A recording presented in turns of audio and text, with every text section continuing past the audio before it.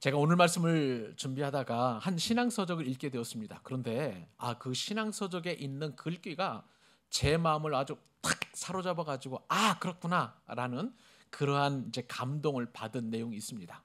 그 글귀 가운데 여러 내용이 있었습니다만 이런 내용이 있었어요. 그리스도인들을 가장 힘들게 하는 것이 무엇일까? 이 땅에서 우리가 살아갈 때 무엇이 가장 힘드냐고 묻는다면 이런 어떤 질문이 있었어요. 여러분들은 뭐라고 생각하십니까? 뭐 건강, 어떤 분들에게는 그런 뭐 대답을 할 수 있겠죠. 어떤 분들은 돈이다. 어떤 분들은 또 앞날에 대한 어떤 이제 어떤 그 비전, 뭐 이런 꿈, 뭐 이런 것이다. 뭐 여러 가지 대답을 할 수 있겠습니다만은, 그런데 이 신앙 서적을 지은 목사님은 우리 그리스도인들이 가장 큰 힘든 게 뭐냐면 교회라고 그렇게 말씀을 하시더라는 거예요. 여러분 어떠세요? 좀 뜬금없다는 생각 드시지 않으세요? 근데 저는 깊이 공감을 했어요. 왜 그런지 아세요? 제가 예전에 섬기던 교회가 분쟁이 있다 보니까 그 분쟁 속에서 갈등하고 고민하는 성도님들 참 제가 가슴 아팠고요. 저 역시도 그 분쟁 속에서 참 마음이 아팠던 그런 어떤 생각이 있었습니다. 그리고 이제 우리 교회 개척하기 이전에 섬기던 교회에서도 비슷한 어떤 분쟁이 또 있었었는데, 그거는 분쟁의 당사자가 저였기 때문에 제가 얼마나 힘들었는지 몰라요. 그러다 보니까 우리 그리스도인에게 가장 힘든 것이 교회다라는 것이 남 얘기가 아니었고 바로 제 얘기다라는 것을 생각해 보게 되었습니다. 여러분, 우리 그리스도인들 어떻습니까? 교회 때문에 좋았다가 교회 때문에 나쁘죠. 또 교회 때문에 기쁨을 얻고 힘을 얻지만 또 어떤 성도님들은 교회 때문에 상처도 받고 교회를 또 원망하기도 합니다. 어떤 사람들은 교회 때문에 주님을 기뻐하고 주님께 예배하는 것이 늘 즐거웠다가 어떤 사람들은 주님을 떠나기도 해요. 그러다가 다시 또 교회 때문에 돌아오기도 합니다. 그러고 보면 이 교회라는 것은 우리의 모든 것이고 또 우리의 어떤 삶의 어떤 목표와 또 소망을 주는 곳이며, 또 이 교회는 때로는 우리에게 어려움을 주는 곳이다라고 그렇게 생각을 해 볼 수 있습니다. 자, 그렇다면 여러분, 제가 이렇게 교회 얘기하다 보니까 사례가 걸리네요. 교회 때문에 왜 이렇게 우리가 힘들어할까요? 제가 좋아하는 목사님 가운데 유진 피터슨 목사님이 계세요. 이 유진 피터슨 목사님은 목회자들의 목회자라고 할 정도로 굉장히 영성 있고 영감이 풍성하시고 또 메시지라는 성경을 번역할 정도로 정말 기가 막히게 하나님을 사랑하고 말씀을 사랑하는 그런 목사님이십니다. 지금은 작고하셨습니다마는 이 유진 피터슨 목사님이 교회에 대해서 이렇게 정의를 내리는데 또 그 역시도 제가 마음에 감동이 있었습니다.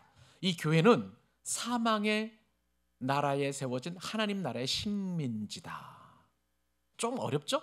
제가 다시 한번 말씀을 드립니다. 이 교회라는 것은 사망의 나라에 세워진 하나님 나라의 식민지다라고 하는 그 말이 이 교회를 어려워하고 힘겨워하는 어떤 제 생각과 좀 많이 맞닥뜨려서 좀 깊은 또 감동을 주었다는 거예요. 자, 이게 무슨 말씀입니까? 자, 사람들은요, 교회에 대한 굉장히 이상적인 생각을 가지고 있어요. 교회는, 자, 일단은 범죄자들이 없을 것이다. 교회는 사랑이 넘칠 것이다. 교회는 예배가 충만한 곳이다. 교회는 성령이 충만한 곳이다. 교회는 어려운 사람들을 돕는 곳이다. 이렇게 나름대로 각자 교회에 대한 어떤 좋은 이미지들을 다 가지고 있잖아요. 근데 이것은 놀랍게도 교회를 이미지화시키고 또 상상화시키고 교회를 좋게만 인식하게 하는 사탄의 전략이라는 거예요. 깜짝 놀랐습니다. 여러분 한번 생각을 해보세요. 우리가 다니는 이제 이 교회, 광교 사랑의 교회는 물론 사랑이 많기 때문에 광교 사랑의 교회예요. 맞죠? 아멘을 안 하시나요?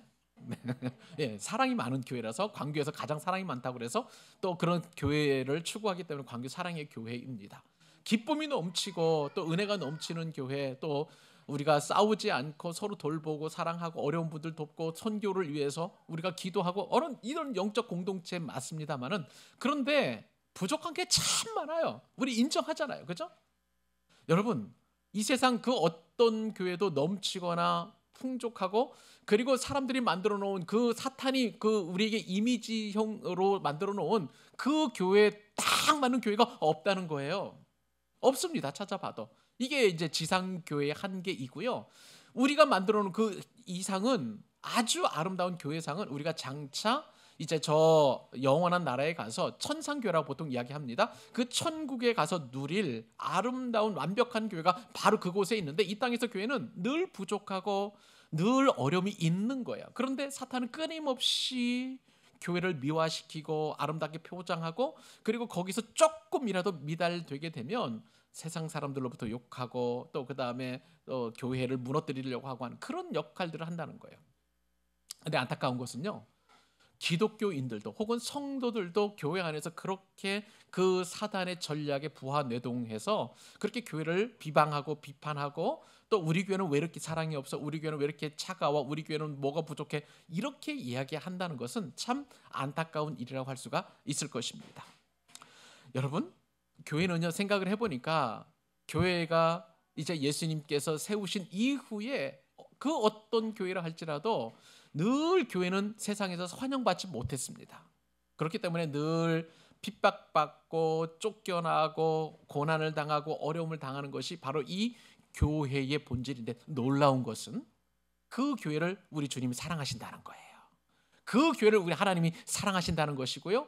그리고 연약하고 부족하지만 교회를 사랑하는 성도들을 통해서 교회는 지난 2000년 이 세월이 지날 때까지 지금도 유지되고 있는 줄로 믿습니다. 이것이 교회를 주님께서 얼마나 사랑하시는 그런 증거인 거예요. 자, 왜 설교 서론에 이 말씀을 드리냐 하면, 요한계시록에 기록된 소아시아 7교회 여러분 잘 아시죠? 우리가 지금 벌써 지난달 10월 마지막 주일에 원래 이제 요한계시록 강의를 하는데, 그때는 우리 진설원 선교사님께서 말씀을 전하시는 바람에 이제 9월달 에베소 교회에 대한 말씀을 8월달과 9월달 듣고 10월달 건너뛰어서 이제 11월달 마지막 주에 이 요한계시록 강해를 통해서 이제 소아시아 7교회의 그 실상과 또 주님의 그 말씀을 우리가 듣게 되는데, 이 소아시아 7교회 가운데 주님께서 칭찬하신 교회가 있어요. 아니, 칭찬만 하시는 교회가 있습니다. 큰 교회, 넓은 교회, 그리고 많은 영향력을 끼치는 에베소 교회도 분명히 주님께서 처음 사랑을 잃어버렸다라고 책망하셨던, 책망을 받은 교회가 바로 에베소 교회인데요, 이 서머나 교회는 굉장히 작은 교회예요. 그리고 잘 안 알려진 교회예요. 성경에 보면 이 서머나 교회를 누가 세웠는지조차 그렇게 이제 잘 알려져 있지 않습니다. 사도행전에도 기록되어 있지 않고, 일반 서신서 뭐 사도 요한이나 아니면 또 사도 바울이 기록한 그런 어떤 서신서에도 이 서머나 교회가 어떻게 설립되었는지 기록되어 있지 않아요. 그런데도 불구하고 주님께서 칭찬만 하셨다는 거예요. 여러분, 저는 오늘 말씀을 준비하면서 우리 광교 사랑의 교회의 비전을 꿈꾸게 되었습니다. 주님께서 칭찬만 하시는 교회, 그런 교회가 있다는 것은 우리에게 너무 크지 않아도, 우리가 메가처치나 대형교회, 중형교회 이상이 되지 않는다 할지라도 주님께 칭찬만 받는 교회라면 우리는 그저 할렐루야 하고 우리 교회에 주신 소망과 비전을 붙잡게 될 수 있는 거예요. 여러분, 전국 교회 보니까요, 대략 한 26,000개 교회가 있습니다, 대한민국에. 그런데 대한민국에서 우리 광교 사랑의 교회는 무명교회예요. 우리 광교 사랑의 교회를 아는 교회, 우리 뭐 이 자리에 계시는 우리 성도님들 혹은 온라인으로 예배드리는 성도님들이야 광교 사랑의 교회 100% 알지만, 그러나 다른 교회 성도님들은 우리 교회를 잘 몰라요. 무명에 가까운, 실제로 무명의 그 교회인데, 그러나 오늘 말씀을 저희와 여러분이 함께 나누면서 우리 교회도 서머나 교회처럼 주님께 칭찬받는 교회를 꿈꿀 수 있게 됐다는 것이, 저는 오늘 말씀을 준비하면서 굉장히 행복감을 느꼈습니다. 이 행복, 이 즐거움, 이 은혜, 오늘 두 가지 교훈을 나누고요, 이제 다음 달 이제 새해 또 1월달 정월 마지막 주에 우리가 이 서머나교회를 한 번 더 다루겠습니다만은, 함께 깊은 은혜를 나누면서 우리 연말에 이 교회를 꿈꾸고, 그리고 내년에 이 꿈을 이루어가는 저와 여러분 되실 수 있기를 바랍니다. 자, 그렇다면 이 서머나교회는 어떤 교회인가? 제 첫 번째 특징이 뭐냐면요, 오늘 본문에 보니까 죽었다가 살아나신 주님이 확신을 주는 교회다라는 특징을 가지고 있어요. 우리 교회도 우리 교회를 향한 주님께서 주시는 말씀이, 죽었다가 살아나신, 부활하신 주님이 우리 교회도 확신을 주는 교회가 될 수 있기를 소망합니다. 자, 서머나교회를 칭찬하신 예수님이 서머나교회의 예수님 자신이 어떤 분이신지를 이렇게 소개하십니다. 오늘 말씀 우리가 읽었습니다만 8절을 다시 한번 읽어보시도록 하십시다. 자, 시작. 서머나교회의 사자에게 편지하라. 처음이며 마지막이요, 죽었다가 살아나신 이가 이르시되 예, 8절 말씀입니다. 자, 오늘 본문에 보니까 서머나 교회에게 이제 사도 요한, 지금 사도 요한은 반모섬에 갇혀져 있어요. 그리고 또 그 지금 포로 생활을 하고 있는 그런 상황입니다. 감옥 가운데 있는 거라고 좀 보시면 되겠습니다만은 주의 성령께서 이 사도 요한에게 말씀을 하시는 거예요. 이 서머나 교회 사자에게 편지를 하여라. 자, 그러면 여러분, 이 서머나 교회에 여러분들에게 말씀을 드린 것처럼 7교회 가운데 굉장히 가난하고 어렵고 작은 교회라고 말씀을 드렸습니다. 여러분, 우리 주님께서는요, 이 작은 교회에도 지금도 말씀을 주십니다. 왜냐하면 주님께서 세우신 교회이고 주님께서 운영하시는 교회이고 주님께서 지금도 관심을 가지고 계신 교회이기 때문에 말씀을 주시는 줄로 믿습니다. 자, 그러면 우리 광교 사랑의 교회도 주님께서 말씀하실까요? 안 하실까요? 하십니다. 믿으시기 바랍니다. 지금도 말씀하시고 오늘도 말씀하시고 앞으로도 우리 광교 사랑의 교회가 존속되는 한 계속해서 말씀을 주시는 줄로 믿습니다. 그런데 사람들은요, 서머나 교회를 별로 중요하게 여기지 않았어요. 서머나 교회? 그 교회가 있었어? 라고 그렇게 반문할 정도로 굉장히 유명무실한 그런 어떤 교회라고 할 수가 있을 것 같습니다. 그러나 예수님은 이 서머나 교회 작다고 꾸중하시거나 책망하지 않으셨어요. 그리고 멸시하거나 내지는 무시하지 않으시고 오늘도 주의 사자를 통해서 편지하시고 말씀하시는 교회였다는 것이죠. 그런데 그렇게 말씀하시고 편지하라고 명령하신 그 예수님께서 이 서머나 교회에게 자신의 정체를 말씀하시는데 이것을 이제 보통 어려운 말로 계시라고 이야기합니다. 왜냐하면 하나님께서 자신을 드러내시는 것을 계시라고 할 때에 어떻게 서머나 교회에 자신을 계시하셨냐면 처음이며 마지막이다. 이게 알파와 오메가라는 그런 뜻 아니겠어요? 우리로 말하면 기억하고 맨 마지막 그 자음인 히읗이라는 거예요. 나는 기억이고 히읗이니 하는 그 말씀하고 똑같습니다. 처음이고 마지막인데 그런데 그렇게 말씀하시면서 동시에 죽었다가 살아나신 이라고 그렇게 부활하신 주님이라고 서머나 교회에 소개하고 있는 것이죠. 주님은 지금 환란이 있는 그 교회, 궁핍이 있다고 그래서 주님께서 서머나 교회에 나타나시고 자기 계시를 말씀하실 때에 당장 물질적으로 많은 것을 주시겠다라고 그렇게 말씀하지 않으셨다는 거예요. 또 어렵다고 그래서 환란을 당하고 있겠다고 그래서 그 환란과 핍박을 내가 없애주겠다라고 그렇게 말씀하지 않으시고 주님께서는 서머나 교회를 향해서 처음이자 마지막이고 그리고 죽었다가 살아나신 이라고 그렇게 표현하고 자기 계시를 하고 계시다는 거예요. 주님은 왜 서머나 교회에 자신을 이렇게 나타내셨을까요? 이것은요, 예수님께서 모든 세상을 통치하시고 주장하시고 처음부터 끝까지 영원까지 주장하시는 그런 분이심이 서머나 교회에게는 너무나 필요했기 때문에 지금 그렇게 말씀하시는 거예요. 좀 이따 우리 살펴보겠습니다만은 서머나 교회가 당하고 있는 환란이라는 것은 이루 말할 수 없었어요. 얼마나 많은 어려움들을 겪고 있는지 조금 이따 우리 살펴보겠습니다. 그리고 얼마나 가난한지, 얼마나 어려운지, 얼마나 빈곤한지 이루 말할 수 없을 정도로 그렇게 어려움이 계속 당하고 있는데 얘들아 너희들 그렇게 어려움을 당하고 있지? 얘들아 너희들 지금 가난하고 지금 궁핍하지? 그런데 있잖아, 나는 처음이고 나중이야. 너의 어려움의 시작과 너의 그 어려움의 끝을 내가 알고 있는 그런 주이고 그리고 무엇보다도 죽음에서 살아났기 때문에 이 사망 권세조차 이길 수 있는 내 능력자로서 너희에게 나타나는 거야. 지금 이렇게 서머나 교회에 편지하고 계시다는 사실이에요. 여러분, 이것이 바로 서머나 교회가 가장 듣고 싶었던 그 어떠한 말씀보다도 가장 위로와 소망이 되는 말씀인 것입니다. 자, 이 예수님께서 이렇게 자신을 소개하신 다음에 누구에게 편지를 하라고 했는지 한번 보실까요? 8절 말씀 다시 보면 서머나 교회 사자에게 편지하라고 이렇게 말씀하셨습니다. 사자.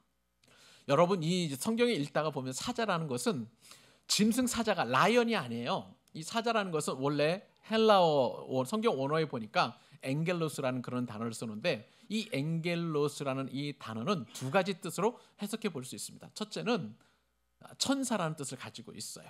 천사. 둘째는 이제 전령자, 메시지를 전하는 사람, 그 하나님 뜻을 전하는 전령자라는 뜻을 가지고 있습니다. 그러니까 여러분 그 성경에 보면 마태복음에 보면 예수 그리스도의 탄생을 알리기 위하여 이제 가브리엘 천사가 이제 수태고지 하잖아요, 마리아에게. 그때 이제 엥겔로스가 주님의 사자로서 이제 온 것이죠. 그 천사를 말하는 것입니다.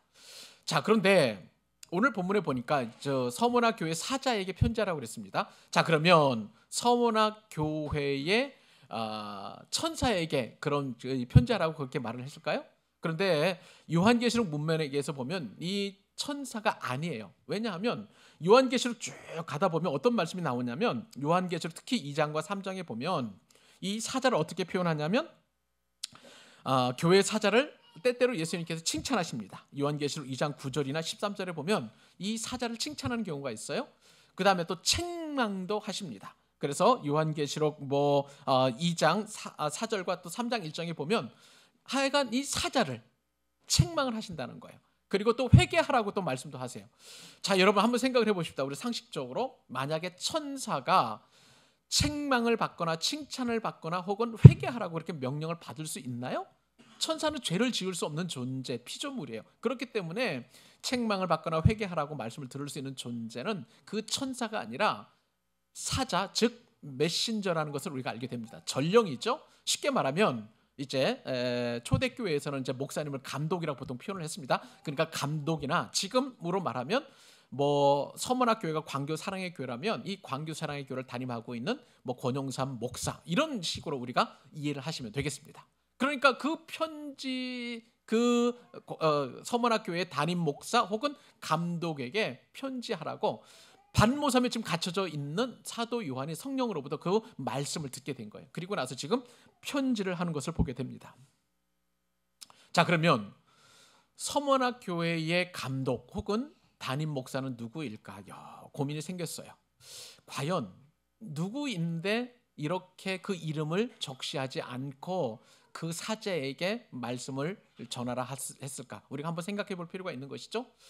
여러분들 지금 성경에는 아까 말씀을 드린 것처럼 사도신경이라든지 혹은 일반 서신서에는 서머나 교회가 누구에 의해서 세워졌는지 전혀 알려지지 않았습니다. 그런데 이 서머나 교회는 아마 사도 요한을 통해서 설립이 되었고 내지는 아니면 세워져 있는 그 교회의 첫 번째 감독, 그 목사를 누구로 보냈냐면 사도 요한의 제자라고 하는 폴리갑 혹은 폴리캅이라고 하는 그 교부라고 보통 이야기를 합니다. 그 사람에게 편지하라고 그렇게 전해진 것을 보여줍니다. 그렇다면 우리가 이해가 돼요. 왜냐하면 반모섬에 있는 사도 요한은 자기의 사랑하는 제자, 이제 폴리갑인데 폴리갑이 지금 서머나 교회에 담당하고 있는데 그 담당할 때 그 성령께서 그 서머나 교회가 처한 현실을 누구보다도 잘 알고 있었기 때문에 가장 위로가 필요한 그 교회에 이렇게 편지를 보내서 주님의 칭찬과 격려를 보내주시는 것이죠. 근데 이 폴리갑이라는 분이 대단한 분이세요. 어떤 분이시냐면 순교자인데요. 원래 이 폴리갑을 이제 로마 제국 사람들이 사형을 시키는데 어떤 방법으로 사형을 시켰냐면 불에 태워서 죽이려고 했었어요. 그런데 불이 타지를 않으니까 이제 창으로 찔러서 이제 폴리갑을 순교를 시키는데 그때 어떻게 회유를 하냐면 네가 믿는 그 예수를 부인하기만 하면 너는 이 사형장에서 내려올 것이다 라고 그렇게 로마의 그 군인들이 회유를 합니다. 그때 폴리갑이 위대한 믿음의 선언을 합니다. 어떻게 얘기를 하냐면 나는 86년 동안 주님을 섬겨왔다. 그렇게 선포하면서 그 주님은 나의 주님은 난 한 번도 나를 해하신 적이 없다. 그런데 내가 어떻게 나를 구원하신 그 왕 나의 주님을 내가 모독할 수 있겠는가? 나는 그냥 죽겠다라고 해서 그렇게 순교를 당했다고 합니다. 이게 교회사에 내려오는 엄청난 순교자의 믿음의 고백인데 그만큼 어려움을 당할 정도로 이 담임 목사님 그렇게 순교를 당할 정도로 지금 서머나 교회는 풍전등화와도 같이 위기 가운데 빠져 있는 그런 상황이라고 할 수가 있겠습니다. 여러분, 서머나 교회는요 굉장히 특별한 교회라고 할 수가 있겠습니다. 이 교회는 책망이 없다고 말씀을 드렸는데 이 교회가 주님 옆에 책망을 받지 않고 칭찬만 받는 이유는 그 교회에 문제가 없다는 뜻이 아니에요. 그 교회에 어려움이 없다는 뜻이 아닙니다. 그 교회는 늘 사랑이 충만하고 평안하다, 그런 의미에서 주님께서 이렇게 이 편지를 보내주신 것이 아니라는 사실이에요. 지금 서머나 교회는 이루 말할 수 없는 고난과 핍박 가운데 있고요. 그리고 너무나 궁핍할 정도로, 너무나 가난할 정도로 많은 어려움을 갖고 있었습니다. 그때 주님께서 어떻게 말씀하셨냐면, 다시 한번 우리 8절 말씀에 보면 이렇게 표현합니다. 주님께서 처음이요 마지막이며 죽었다가 살아나신 이가 말씀하시되 이르시되 라고 그렇게 표현하고 계십니다. 사랑하는 여러분, 여기서 우리는 소망을 한 가지 발견할 수 있어요. 우리는 각자가 다 교회가 될 수 있는 것이죠. 교회 성도 구성원이면서 동시에 예수 그리스도를 나의 구주, 나의 하나님으로 영접한 자는 두 사람 이상이 모이게 되면 그 사람 공동체가 바로 교회라고 말씀을 드렸습니다. 그런데 그 교회에 서머나 교회의 형편과 처지를 알고 나타나신 그 주님께서 가장 은혜 가운데, 그리고 우리에게 꼭 필요한 모습으로 우리에게 나타내 주셔서 말씀해 주신다는 사실이에요. 사랑하는 여러분, 여러분들에게 지금 가장 어려움이 무엇입니까? 가장 큰 당하고 있는 환난은 무엇이에요? 건강상의 어려움이세요? 아니면 또 가난인가요? 또 누군가의 그 관계 틀어짐으로 인해서 오는 어떤 갈등인가요? 또 내 앞날이 보장되지 않아서 오는 어떤 두려움일까요? 수많은 어려움과 환난이 우리 삶 가운데 지배하고 있다면 놀랍게도 예수님 가장 우리에게 필요한, 그리고 나를 격려해 주시고 칭찬해 주시고 위로해 주시는 그 가장 좋은 모습으로 우리 가운데 나타내 주셔서 말씀하신다는 사실입니다. 우리 주님 어떤 분이세요? 우리 삶의 처음과 나중이신 줄로 믿습니다. 처음과 나중이라는 말은 처음이고 끝이고, 이 처음이라는 것과 끝에 이 상황 속에서만 있는 것이 아니라 처음부터 끝까지 지속적으로 끊임없이 계속해서, 그리고 단 한순간도 떨어지지 않고 저와 여러분의 하나님이 되어주신다는 사실이에요. 그 하나님께서 지금 말씀해 주십니다. 어디 그뿐입니까? 죽었다가 살아나셨다는 거예요. 죽음이라는 것은 완벽한 절망입니다. 더 이상 죽음에서는, 그 이후에서는, 그 속에서는 희망이 없어요.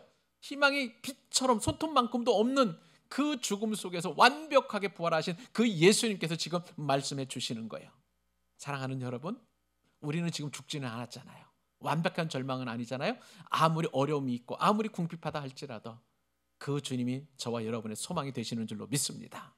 오늘 말씀을 보니 주님께서는 바로 그러한 모습을 우리 가운데 나타내 주셨어요.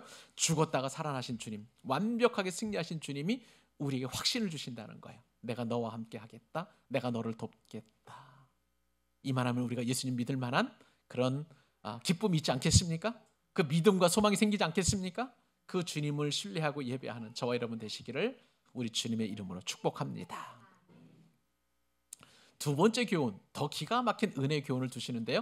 이 서머나 교회에 주시는 두 번째 교훈은 뭐냐면 바로 환난과 궁핍에도 주님께서 부유를 주신다는 거예요. 자, 그런데 다음번에 우리가 이제 부유를 주시는 그 내용은 다음번에 살펴보고, 우선은 환난과 궁핍을 하나님께서 주시는 은혜 안에서 허용을 하신다는 것입니다. 자, 여러분, 교회라는 것은 기본적으로 살아있는 유기적 공동체예요. 그죠? 그래서 살아있는 교회의 표지가 두 가지가 있는데, 첫 번째는 사랑입니다. 교회 안에는 항상 사랑이 있어야 되고요. 또 우리가 원치는 않지만 교회 안에는 항상 또 뭐가 있어야 되냐면 고난이에요. 이 사랑과 고난은 항상 교회가 있는 곳이라면 따라다닙니다. 아주 친한 친구처럼. 우리는 사랑하고 우리는 사랑받기를 원하지만 주님께서는 사랑하는 자에게 반드시 고난을 주신다는 사실이에요. 자, 이것이 남 얘기가 아니라는 것이 왜냐하면, 여러분 한번 생각을 해보세요. 사랑하는 사람은 우리가 기꺼이 그 사랑하는 사람을 위해서 헌신하고 희생하잖아. 이게 고난이지 않습니까? 그렇기 때문에 주님께서는 교회를 사랑하시기 때문에 사랑하는 교회에는 반드시 고난을 주시게 되는데, 그런데 이 서머나 교회가 당하고 있는 고난이 보통 고난이 아니라 환난이라고 할 정도로 엄청난 고난을 당하고 있습니다. 자, 주님께서 어떤 말씀을 주시는지 한번 우리 9절로 그리고 10절까지 우리 석절 말씀, 두 절 말씀 한번 읽어보도록 할까요? 자, 읽겠습니다. 시작. 내가 너의 환난과 궁핍을 알거니와 실상은 내가 부유한 자니라. 자칭 유대인이라 하는 자들의 비방도 알거니와 실상은 유대인이 아니요 사탄의 회당이라. 너는 장차 받을 고난을 두려워하지 말라. 볼지어다 마귀가 장차 너희 가운데서 몇 사람을 옥에 던져 시험을 받게 하리니 너희가 10일 동안 환난을 받으리라. 네가 죽도록 충성하라. 그리하면 내가 생명의 면류관을 내게 주리라. 아멘. 자, 여러분 지금 서문화 교회 이야기를 쭉 하고 있는데 그러면 서문화가 도대체 어디 있는지 한번 지도를 살펴보면서 한번 살펴보도록 하겠습니다. 여러분 이 지도에 따르면 서문화의 위치는 에베소에서 해안을 따라 북쪽으로 대략 한 55km 정도 떨어져 있습니다. 저 동그라미 친데 여러분 보이시나 모르겠습니다. 지금 파란색 되어 있는 것은 바다라고 보시면 되겠고요. 그리고 자 1세기의 그 소아시아 지금의 튀르키예나 또 그 다음에 이제 그 지중해 근방을 이렇게 지도로 표시해 놓았는데 동그라미가 서머나 교회이고요. 그 밑에 쭉 밑으로 내려가 보면 약간 밑으로 내려오면 이제 에베소 교회가 보일 겁니다. 그러니까 그 해안을 따라서 이렇게 도시들이 되어 있는 것을 보시게 될 것이고요. 나중에 이제 소아시아 7교회 가면서 계속해서 버가모 교회, 뭐 빌라델비 교회 이게 쭉 살펴보도록 하겠습니다만은 일단은 저 서머나 교회 표시를 보시게 되었습니다. 자, 그런데 이 서머나가요 굉장히 독특한 도시였습니다. 이 서머나가 얼마나 아름다우면 그때 당시에 아시아의 꽃이라고 그렇게 불렸고요. 또 혹은 아시아의 왕관이라고 불릴 정도로 굉장히 아름다운 그런 교회였습니다. 지역이었습니다. 지중해에서도 굉장히 독특한 그런 도시였고요. 근데 이 서머나가 얼마나 로마 제국에 충성을 다했는지 그 로마의 각각의 그때 당시에는 이제 도시가 이제 하나의 폴리스가 이제 로마 제국 안에 이제 통치를 받고 있기 때문에 경쟁이 심했습니다. 치열하게 경쟁하는 어떻게 하면 내가 로마 제국에 충성하고 있는지 도시에 그냥 그 뭐라 그럴까요? 그 온통 이 로마 제국을 찬송하고 찬양하는 그런 어떤 상징물들이 많이 있었던 거예요. 근데 서머나 이 도시는 얼마나 그 독특했냐면 로마 제국을 하나의 이제 그 신으로 여겼어요. 그래서 여신이라는 개념으로 로마 여신이라는 개념으로 데아 로마라는 신전을 지어서 제국에 바쳤습니다. 그러니까 제국의 통치자인 황제 입장에서 보면 얼마나 기특하고 이쁘겠어요. 그런 어떤 이제 로마 제국의 환심을 사게 되었습니다. 자, 그리고 나서 이제 그 서머나가 이제 로마 제국의 인정을 받았고요. 특히 아주 정점이 있었었는데 이 황제의 마음을 확 사로잡은 것이 있었었는데 그때의 각 도시별로 티베리우스 황제가 로마 제국을 통치하고 있었을 때에 이 티베리우스를 신으로 인정해서 신전을 지어드렸어요. 그런데 서머나 도시의 어떤 그 충정이 그 로마 제국의 통치자의 마음을 감동을 시켜가지고 이 티베리우스의 그 신전을 다른 어떤 도시보다도 서머나에 세울 수 있도록 낙점을 받게 되었다는 거예요. 그러니까 서머나 교회는 기본적으로 로마 제국에 대한 충성, 그 충정이 남다른 그런 도시였다라고 할 수가 있을 정도였고요. 그리고 그 결과 로마 제국으로부터 그러니까 중앙 정부겠죠. 많은 돈과 재정적 지원, 그다음에 통치의 어떤 편의성을 받게 되었고, 그래서 서머나는 정말 살기도 좋은 그런 도시였을 뿐만 아니라 제국으로부터 인정받는, 그래서 풍요와 부요함이 넘치는 그런 도시였다는 것을 우리가 먼저 생각해 볼 필요가 있습니다. 그리고 이런 상황에서 그러면 여러분 우리가 좀 이해가 안 되잖아요. 서머나는 기본적으로 이렇게 부유한 도시였다면서요. 풍요로운 도시였다면서요. 넉넉한 도시였다면서요. 그런데 오늘 예수님께서 서머나 교회를 진단하실 때 너희는 환난과 궁핍 중이라고 이야기를 하고 계신다면 이해가 안 돼요. 그렇게 잘 사는 동네에서 기독교인들만 못 산다? 이게 도대체 무슨 이유일까? 우리가 한번 깊이 생각을 해볼 필요가 있는 것이죠. 자, 이런 상황 속에서 이제 서머나 교회 성도들이 어려움과 그다음에 궁핍을 받게 되는데 굉장히 어려운 일들이 여러 군데에서 이제 일어나게 되었습니다. 일단은 도시는 이렇게 넉넉했습니다만은 그런데 이 기독교인들이 핍박을 받을 수밖에 없는 근본적인 이유가 있었습니다. 여러분 다시 말씀을 드립니다만은 이 도시 전체가 다 황제를 그리고 로마 제국을 신으로 여겨서 신전까지 지어 바쳤다고 말씀을 드렸습니다. 그런데 여러분 기독교인들은 어떻습니까? 참된 주인님이 누구세요? 우리 그리스도인들에게 예수님이시잖아요. 그리고 자 신이라면 참된 신은 누구예요? 오직 하나님 한 분뿐이에요. 그렇다면 여러분 교회에 다니는 사람이 이제 정치 지도자를 신으로 그리고 그 한 나라의 어떤 도시나 국가를 신으로 여기는 그 신전에 가서 절하고 또 분향을 하고 또 제물을 갖다 바쳐야 되겠습니까? 못 하잖아요. 서머나 교회 성도들은 절대 그렇게 우상 숭배하는 일을 하지 않았어요. 자, 그러면 어떤 일이 벌어지겠습니까? 주변에 있는 지역사회 사람들이, 특히 로마 제국의 어떤 행정 관료들, 그다음에 군인들이 그러한 그리스도인들을 곱게 볼 리가 없어요. 그러니까 늘 핍박을 하는 거예요. 늘 핍박을 하는 거예요. 그런데 이들보다 더 악한 사람들이 있었습니다. 바로 유대인들입니다. 유대인들이 어떤 사람이에요? 바벨론 포로에 끌려가서 이제 그 고난을 당할 때에 끌려간 사람도 있지만, 그때 디아스포라라고 그래가지고 유대인들이 다 퍼지잖아요. 이제 그 성전이 무너지니까 더 이상 예배할 곳이 없으니까 막 퍼져 있다가 그다음에 이제 포로로 돌아와서 귀환하는 과정에서 또 디아스포라로 퍼지게 됩니다. 그 가운데 이제 서머나에 정착한 사람들도 있었을 거예요, 유대인들이. 근데 유대인들은 특징이 한 가지 있어요. 어떤 특징이냐면, 이 사람들은 어렸을 때부터 율법을 아주 배우는 그런 사람들이었고요. 문화 자체가 그런 문화잖아요. 토라라고 해서 이제 창세기, 출애굽기, 레위기, 신명기까지 이게 창출, 레민신 이 그 성경을 계속 암송하고 그다음에 공부하고 해야 되기 때문에 어렸을 때부터 이 율법 교육을 하게 되면 어떤 그들이 또 혜택을 누리게 되냐면 문자를 알게 돼요. 글을 읽을 수 있게 되는 것입니다. 그러니까 이 토라 교육을 받은 유대인들은 탁월해요. 그때 당시에 보통 문맹률이 거의 한 80% 내지 90% 됩니다. 모든 전 세계 국가에. 그런데 이 유대인들만큼은 문해력이 아주 탁월해서 글을 잘 읽고 공부도 잘하고 하니까, 그들이 그래서 이제 그 하는 일이 뭐냐면, 될 수 있으면 돈과 관련된 일을 많이 해요. 그러니까 장사를 하든지, 그다음에 금융업을 하든지, 그다음에 은행 같은 것을 뭐 돈을 이제 빌려주고 또 그다음에 이자를 받고 해가지고 이제 그런 쪽에 꽉 잡고 있는 거죠. 시장을 장악하고. 자, 그런 상황 속에서 유대인들은 그리스도인들은 어떻게 생각을 했냐면, 일단은 그리스도인들은요, 율법을 파괴하는 사람들로 이렇게 보았어요. 그러니까 왜냐하면 예수님께서 그렇게 했잖아요. 율법을 완성하러 오셨음에도 불구하고 그들이 정말 생명처럼 여겼던 안식일 준수나 내지는 할례나 뭐 이렇게 하나님 나라 백성으로서의 징표에 대해서 주님이 그들 입장에서 보면은 이단 사상자가 나와가지고 거짓된 진리를 선포한다고 그래서 예수님을 잡아 죽인 거 아니겠어요?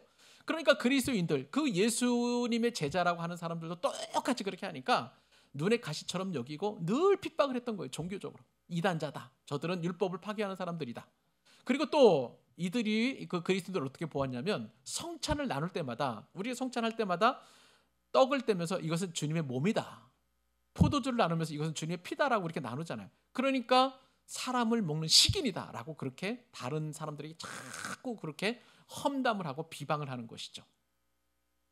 그러다 보니까 이 유대인들로부터 이제 그 소외당하고 배제를 당하는 거예요.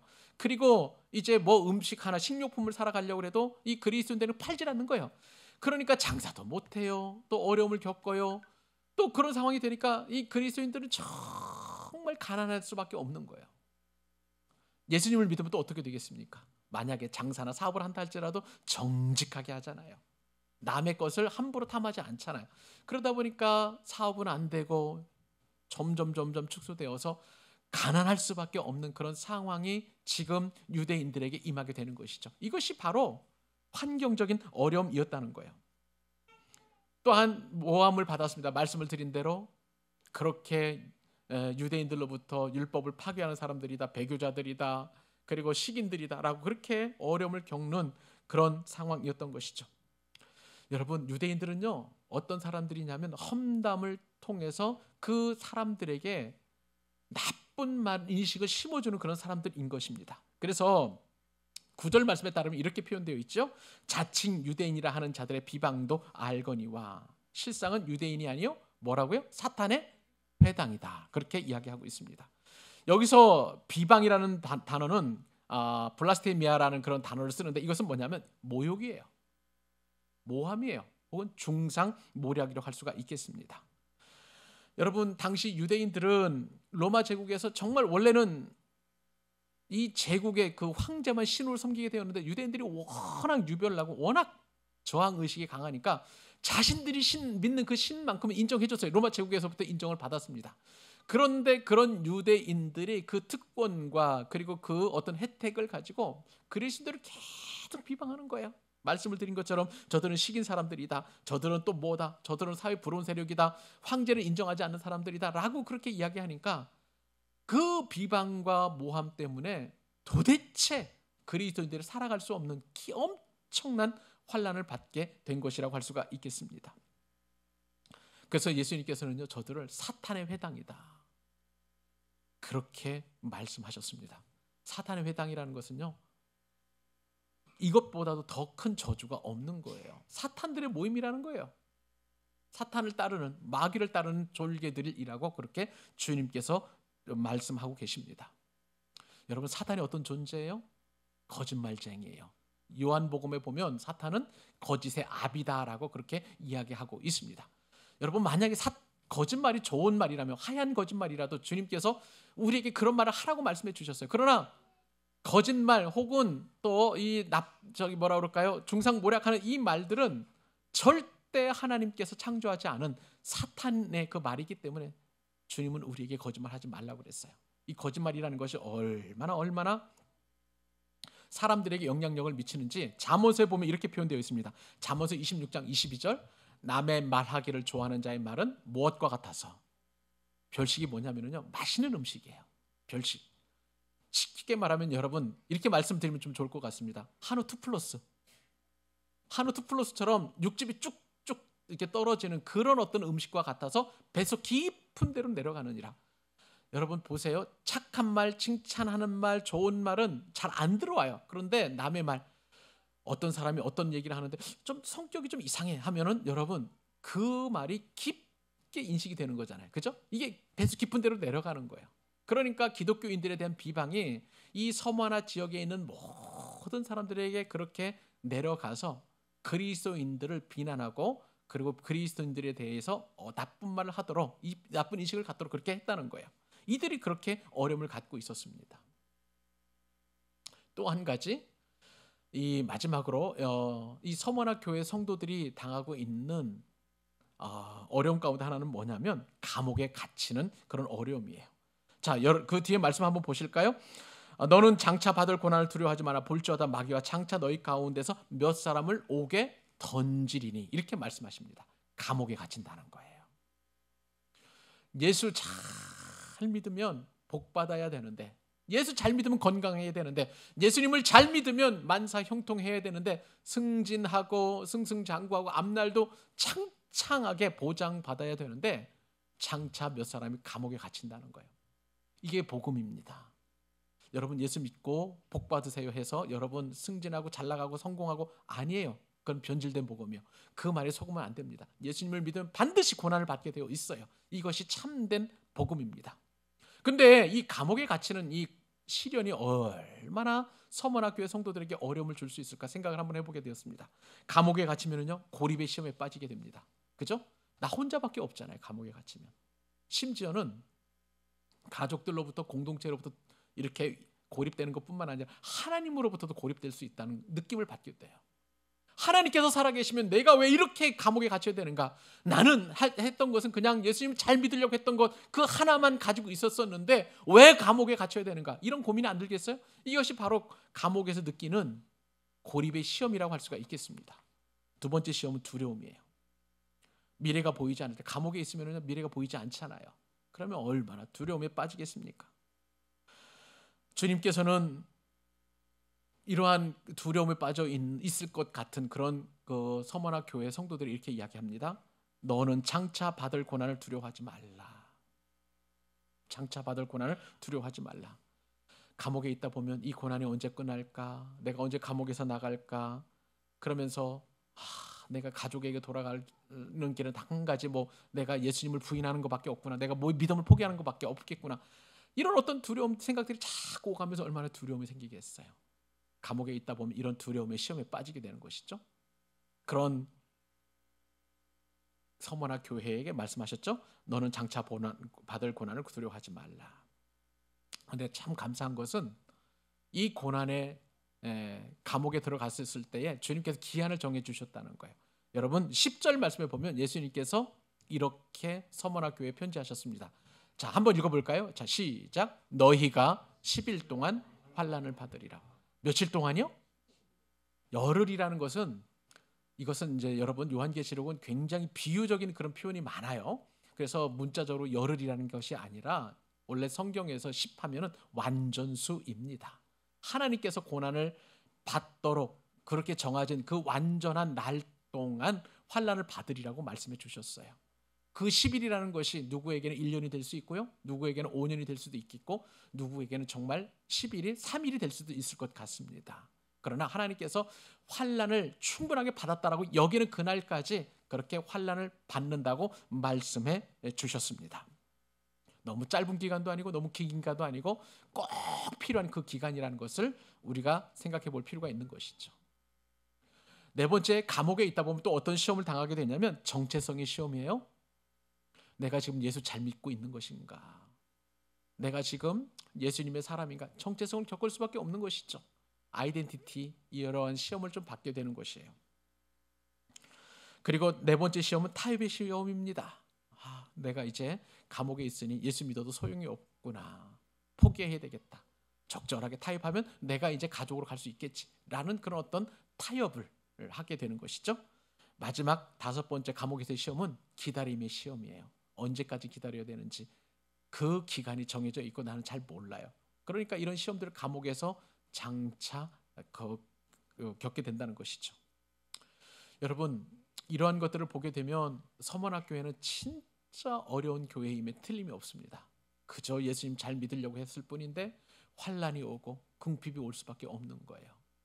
그러면서 오늘 우리는 이제 그 서문학교회를 향한 주님의 놀라운 칭찬과 축복을 다음 달에 우리가 살펴보게 될 텐데 오늘 말씀을 그래서 결론 한번 맺어보려고 합니다. 여러분, 이 서문학교회는요, 우리 광교 사랑의 교회가 나아갈 그런 비전을 잘 보여주는 교회라고 믿습니다. 우리 교회도 서문학교회처럼 무명의 교회예요. 또 가난도 있고 궁핍도 있고 환난도 있는 그런 교회입니다. 제가 이번 주에 참 교회를 개척하고 나서 이번 주처럼 마음이 어려웠던 적은 없었던 것 같아요. 기존에 이제 뭐 병원에 입원해 계신 박민열 간사님 또 그다음에 김은종 목사님을 위해서 우리가 늘 기도했습니다만은 거기다가 또 우리 죄송합니다만 우리 김소일 집사님도 또 넘어지셔가지고 다리도 그러니까 기도 제목을 한참 하고 있는데 또 그다음에 우리 김문현 성도님 또 결막염이 생겨가지고 또 어려움을 겪으신다 말씀도 제가 들었어요. 전화를 드렸더니 너무 안타깝더라고요. 강건하셨으면 좋겠는데 거기다가 권지현 집사님 또 이제 그 A형 독감에 걸렸죠.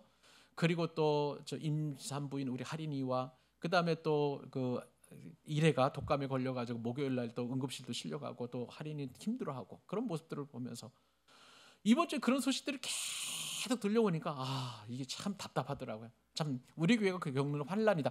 이 말씀을 제가 준비해서 이렇게 환란을 주시는지는 모르겠습니다만 그런 어떤 어려움이 있더라고요. 더군다나 토요일까지도 죄송합니다. 금요일 날에도 또 엄청난 소식을 듣게 되었습니다. 제가 굉장히 사랑하는 후배 목사님, 정말 좋은 목사님이 계시는데 그 목사님 사모님이 또 여성 그 주유 부위에 이렇게 암이 생겼다는 거예요. 참 안타깝고 그래가지고 그 상황 속에서 좀 형님 좀 기도해달라고 그렇게 부탁을 하시더라고요. 그러면서 이런 소식들이 한꺼번에 이번 주에 쫙 밀려 들어오고 기존에 또 늘 건강을 위해서 기도했던 우리 김명희 집사님이나 김상훈 장로님, 이순자 권사님을 위해서도 또 마음을 쓰이는데 제 마음에 무거운 짐을 확 와닿으면서 이게 우리 교회에 주시는 환란일 수 있겠구나라는 생각이 자 들었습니다. 그러면서 동시에 오늘 주신 말씀이 제게는 큰 위로가 되었어요. 너는 환란과 궁핍에 빠져 있지만 그러나 너는 진짜 부유한 자라라고 말씀해 주셨다는 거예요. 우리 교회는 그렇기 때문에 주님이 함께 하셔서 주님이 우리를 도우시기 때문에 우리는 부유한 교회인 줄로 믿습니다. 저는 그래서 오늘 말씀을 준비하면서 사랑하는 성도 여러분, 우리 사랑으로 부유해지십시다. 믿으시면 아멘. 은혜로 부유해지십시다. 믿으시면 아멘. 복음을 전하는데 우리가 부유해지실 수 있기를 바랍니다. 또 사랑을 또 나누는 일에 또 부유해지셨으면 좋겠고요. 그렇게 주님께서 인정하시는 부유한 교회가 될 수 있기를 바랍니다. 무엇보다도 여러분들의 건강도 부유해지셨으면 좋겠습니다. 제 기도 제목으로 삼겠습니다. 여러분의 기도 제목으로도 삼고 이렇게 부유한 자라고 인정받는 주님께 칭찬받는 우리 광교 사랑의 교회가 될 수 있기를 우리 주님의 이름으로 축복합니다.